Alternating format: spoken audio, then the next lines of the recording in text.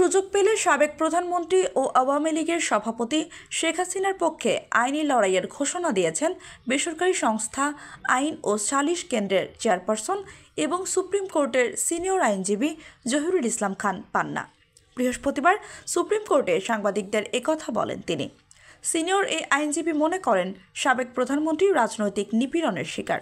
সারা দেশে গণমামলার সমালোচনাও করেন তিনি। ছাত্র জনতার আন্দোলনের মুখে গত 5ই আগস্ট পতন হয় আওয়ামী লীগ সরকারের। পরে দেশ থেকে পালিয়ে যান শেখ হাসিনা। এরপর আন্তর্জাতিক অপরাধ ট্রাইব্যুনাল সহ সারা দেশে তার বিরুদ্ধে শতাধিক মামলা হয়। এর মধ্যে গত 17 অক্টোবর শেখ হাসিনা সহ 46 জনের বিরুদ্ধে মানবতা বিরোধী অপরাধের অভিযোগে গ্রেফতারি পরোয়ানা জারি করে আন্তর্জাতিক অপরাধ ট্রাইব্যুনাল। আর শেখ হাসিনার বিরুদ্ধে 1 মাসের মধ্যে তদন্ত শেষ করতে গত 18 নভেম্বর নির্দেশ দিয়েছেন আন্তর্জাতিক অপরাধ ট্রাইব্যুনাল। ট্রাইব্যুনালের চেয়ারম্যান বিচারপতি মোহাম্মদ গোলাম মর্তুজা মজুমদারের নেতৃত্বে 3 সদস্যের ট্রাইব্যুনাল এ আদেশ দেন।